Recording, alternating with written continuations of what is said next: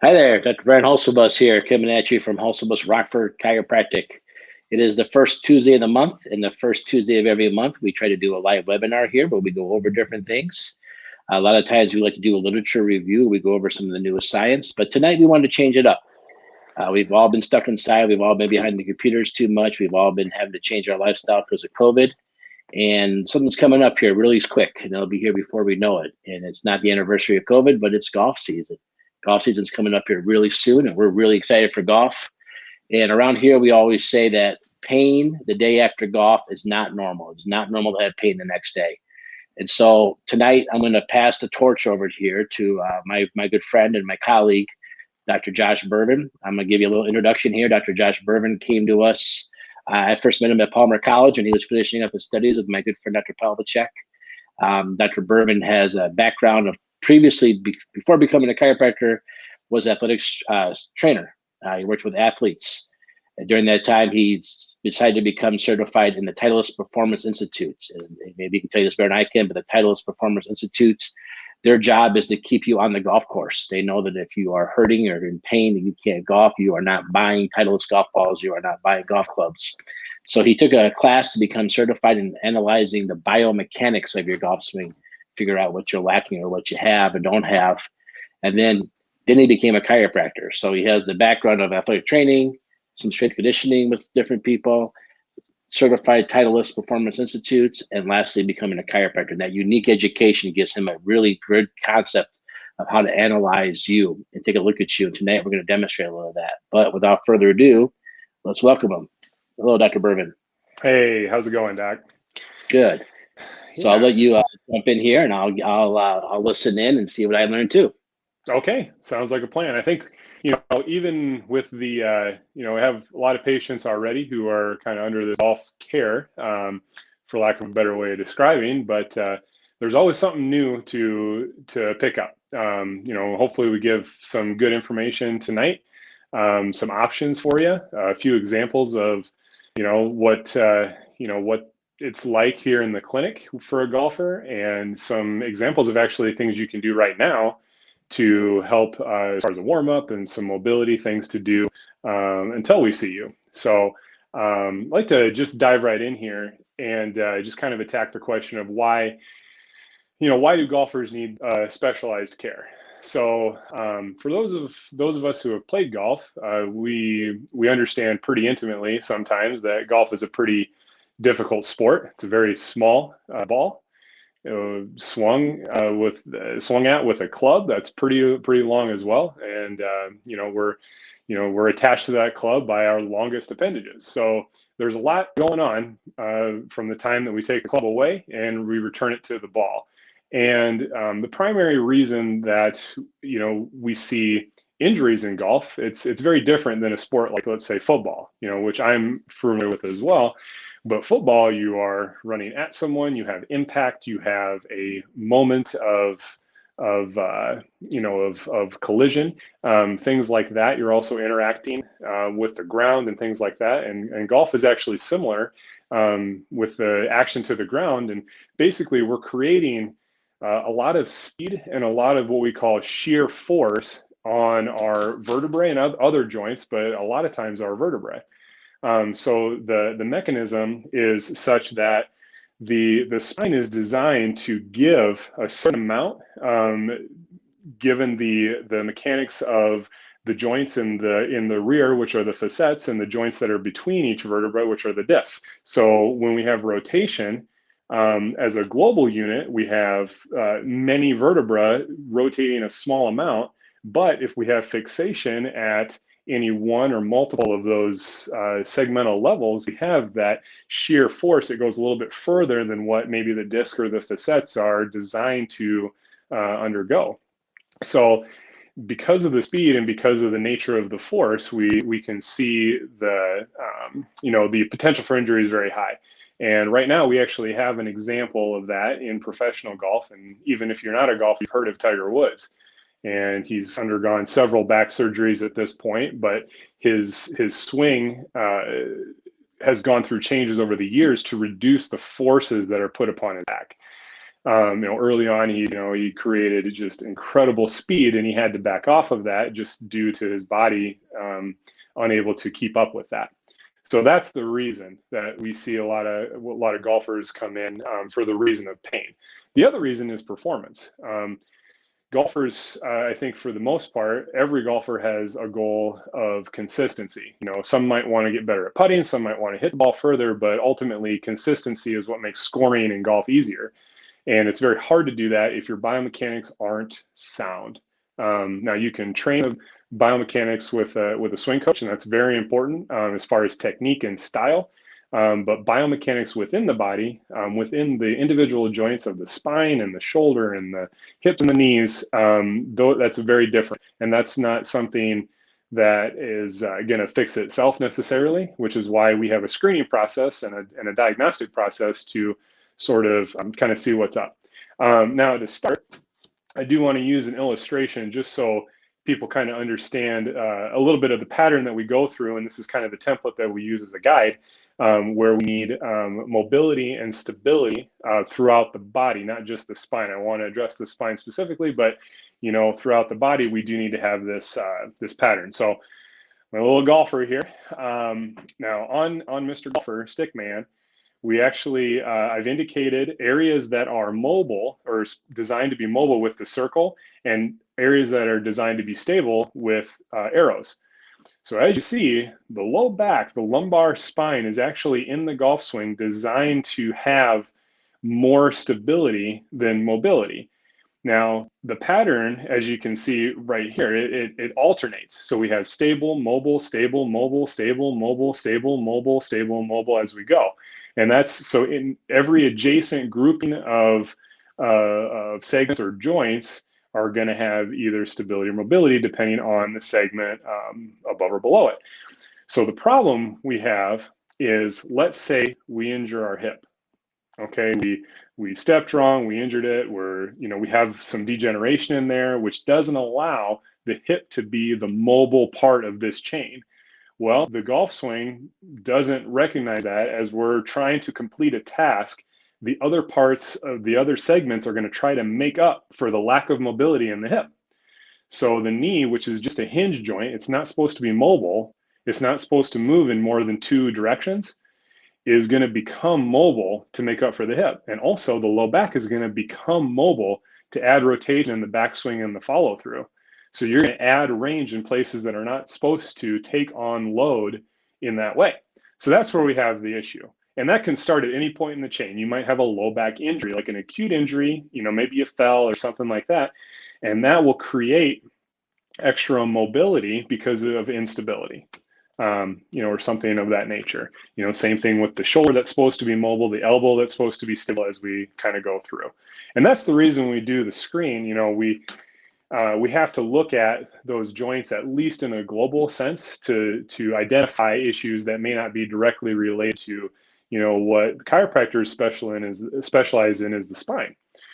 So as we kind of get into this a little bit more, the screen is meant to identify that imbalance. So at some point in that chain, there is an issue with the stability or mobility of a designated section that's supposed to have one or the other, and it no longer does. So actually, I think probably ready, Doc. I have examples of the screens that we use here in the clinic. There's more than this, but the first one here, we have Jenny performing the general cervical screen. So we're looking for rotation and flexion as a coupled motion. And what that allows us to see is if the cervical spine has enough mobility in it to allow the body below it to turn and keep our eye on the ball. We're always told, keep your eye on the ball. Well, if we have injury, it's typically in the lower cervical spine.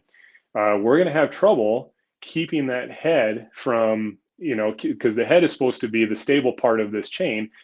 And if the head has to move because the neck is fixated, then we have an upper cervical issue or something of that nature. And actually that can lead into a shoulder issue, can lead to coming up out of posture. You definitely can't keep your head down if your whole body comes up because you're trying to keep your head down on the ball. So that's that first screen. The second screen, when you're ready, Doc, is we have Tommy here performing the toe touch. Now, the toe touch, you might think, oh, it's just general flexibility of the hamstrings. Well, it's good for the hamstrings, like that first one, but when we do single leg, we're actually getting a little bit more of that hip joint mobility, just to see if the body is able to clear out of the way during the golf swing to allow the hands to come through. Now, that's a technique thing that maybe your golf pro will kind of teach you about, but in order for your hands to come from the top of the swing way back here down to impact, your body actually has to move out of the way and allow room for the hands to come through and clear. So your body has to clear, and then your hands come through and clear behind it. Now, the next one, the next screen that we do is another one more on hip mobility. As you see, what Jenny's going to do, she's going to demonstrate on a single leg her ability to internally and externally rotate. Now, it's important to do both hips because first of all, you don't want any imbalance anyway, but if we don't do both hips, both directions, we're only getting either the backswing or the downswing. And we need both because you need to be able to follow through. You can't always step out. And a lot of guys, if they have that lead hip issue, they'll actually swing their whole leg out and they'll step out of it like they're, taking a swing in a batter's box, and they're ready to run to first. So we definitely don't want that, but that is specifically for the rotation part of the hip. And we can go to the next one, Doc, as we move up the chain of mobility is the theme with these particular exercises and screening techniques. But Tommy's going to demonstrate here a little bit of the torso rotation. So the mid back, the torso with the rib, along with the rib cage, it rotates as one unit. Okay, and again, we want to test right and left because there is a possibility that only one direction can be restricted, and that's going to definitely affect our treatment. It's going to affect the technique that we use, and it's really going to affect any communication that the medical professional is going to have with the swing coach, allowing them to understand what the limitations of the golf are.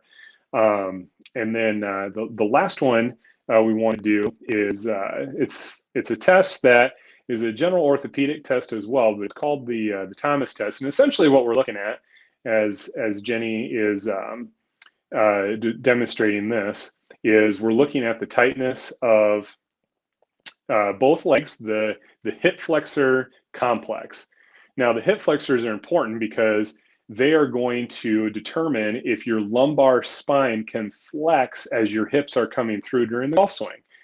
So that if her knee was coming up in this instance, for example, that the iliopsoas muscle, the psoas in particular, which inserts in the lower thoracic and upper lumbar spine, will actually pull the spine into further lordosis, or you'll have the kind of the gut protruding out when it's tight like that. So without the mobility of the hip joint and the flexibility in the muscle of the psoas, that's going to be an issue. So that's sort of that kind of complements some of the other testing that we do, because if the muscle is not released in some way, either by stretching, mobilizing, or seeing a massage therapist, then the gains that we make in the mobility of the joint in the hip and the upper part of the low back, the lower part of the thoracic spine, those won't continue to hold. So that's one that we really like to look at, because that comes into play a lot in the golf swing with their posture. The other part of the evaluation that we do here in the clinic is X-rays.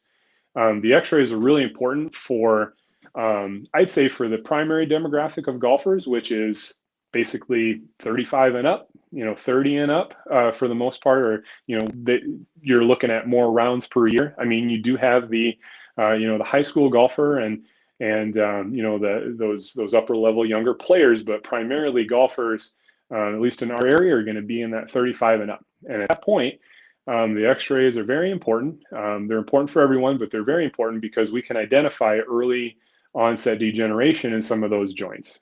We can see degeneration patterns along with the misalignments in the spine, which is our specialty. That's what we are trained to do as chiropractors. But we can also see if there's the beginning or even further stages of degeneration in the other joints, particularly the hip.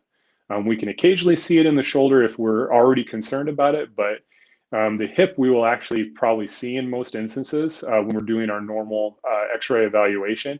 And that sort of thing can be addressed earlier, with a variety of interventions from therapy, massage, regular adjustments with us, or if you need to go further with that, we have a pretty good network of orthopedic surgeons that we are happy to refer to. So if it gets to that point, we're happy to have that discussion to kind of refer you on. But it allows us to see those things that we wouldn't otherwise see. That's for sure. So the next thing I want to touch on a little bit is a lot of people ask, well, when should a golfer get treatment? Do we want to do everything in the off season, or do we want to just see in season? And the answer is both. The thing that changes is frequency. So when we're looking at someone who is, a golfer, and they're looking to get more rounds in per year, which again is the goal of the manufacturing companies that we're affiliated with loosely, is they want you to play. You can't wear out your equipment, and you can't lose your golf ball if you're not on the golf course. So if you're in pain, you're definitely not playing. So starting from that standpoint, someone in pain is typically going to come in and during the season, likely with a golfer, and we typically put them through a pretty I'll call it aggressive program initially, where we're making sure that we stay on top of what's causing the pain, and we make sure we're doing the treatment efficiently. So we'll see a little bit more frequently if you have a pain issue. If we see you for just normal, we'll call it maintenance care, because you would like to continue playing pain-free, or you'd like to maybe have a little bit of improvement because you're getting that benefit of consistency by having your body being your consistent tool. That is, that's something that, depending on where you come, from the standpoint of where you come into our clinic with, depending on alignment, your, the normal curves of your spine, and level of degeneration you may or may not have, that's going to determine what your quote unquote maintenance program will be. And it is different for most people, because we have to take into account not just golf, but also your job, your day-to-day, that all factors in.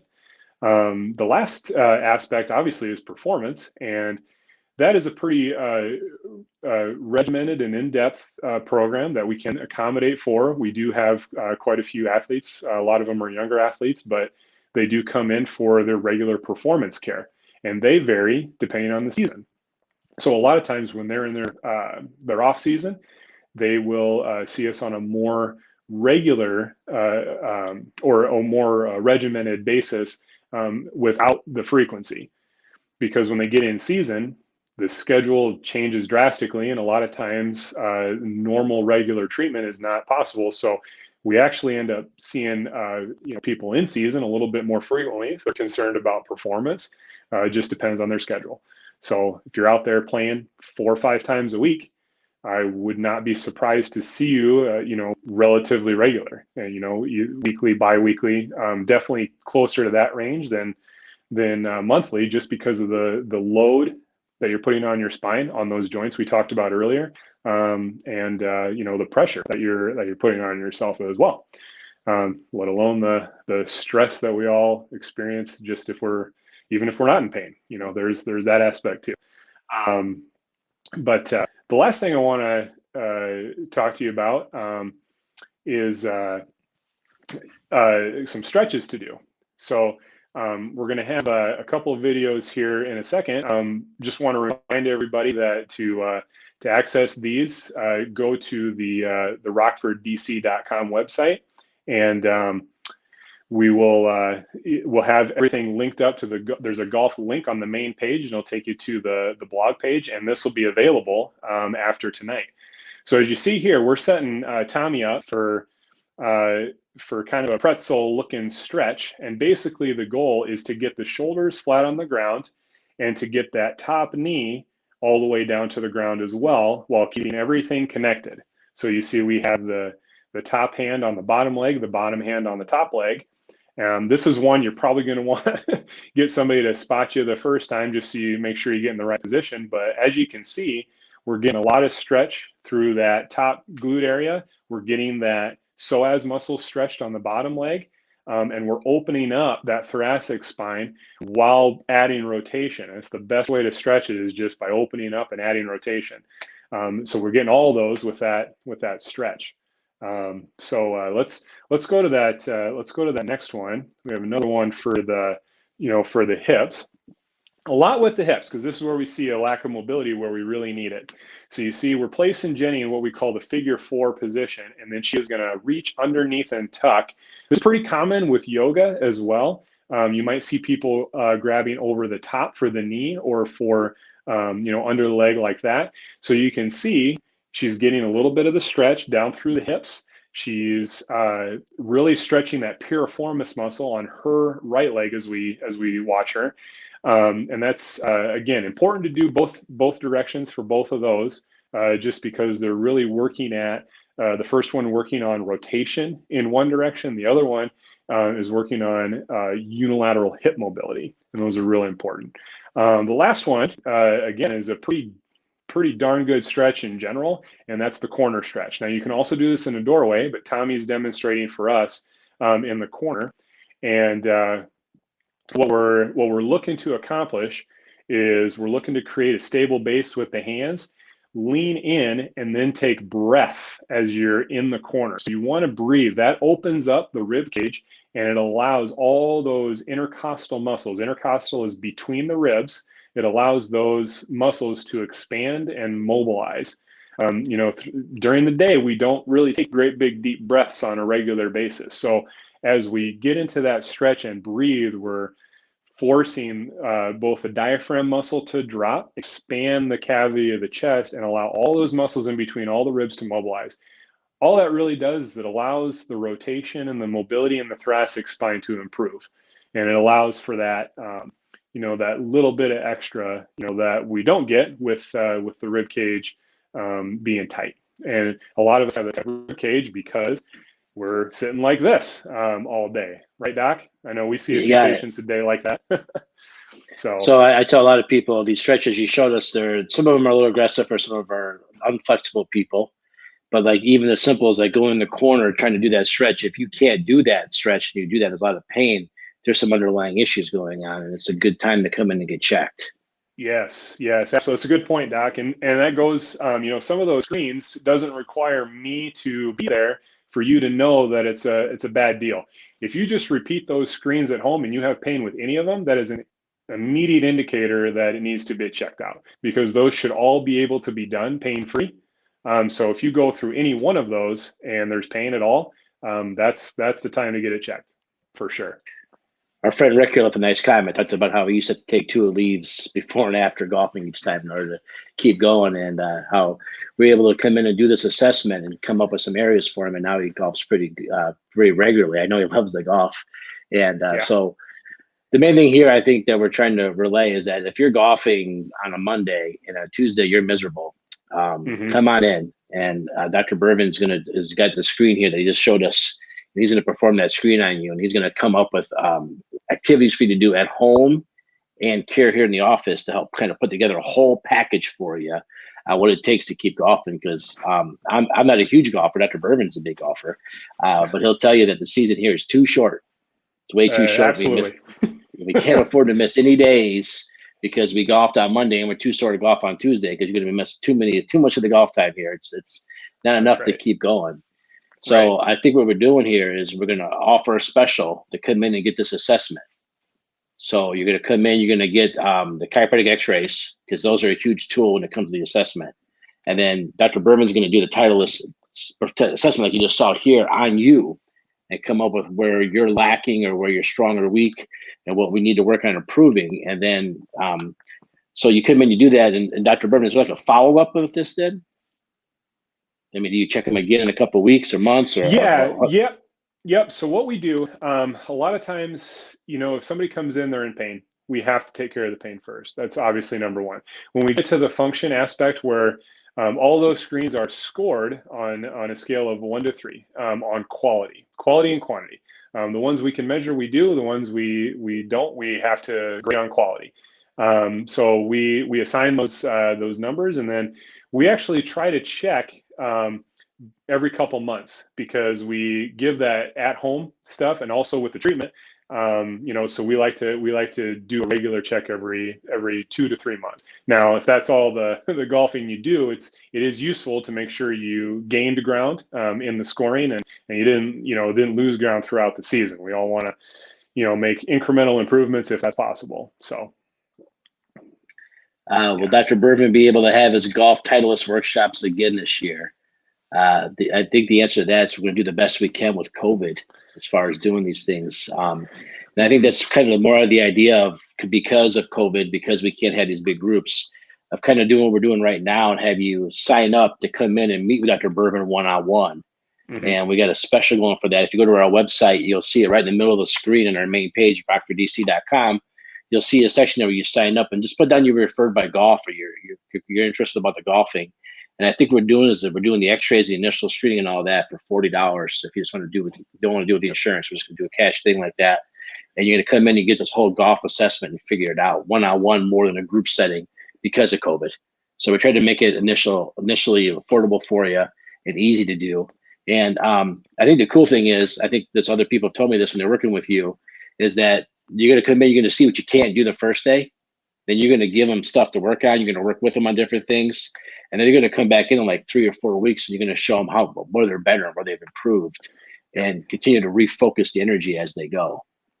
Yeah. And the cool thing about the screening is that you can see improvement very quickly. So that's kind of exciting. We always want to see a visual improvement. We want to say, how am I doing, doc? And I get that. I'm there too. And a lot of times as chiropractors, we use x-rays. It's awesome to see our patients get their annual x-rays and say, look at this, your curves improved and the degeneration is not progressed, and everything's good. But we're able to rescreen on a pretty frequent basis, just depending on the frequency of other training they're when they're seeing their golf pro and stuff like that. So it's all part of a big picture for sure. And in the past, you've even worked with your golf pro, right? You've told them some of the areas you're working on, some of the things that you want to see change, and you communicate with the golf pro and the golf pro. So it's a real open conversation, a real team effort.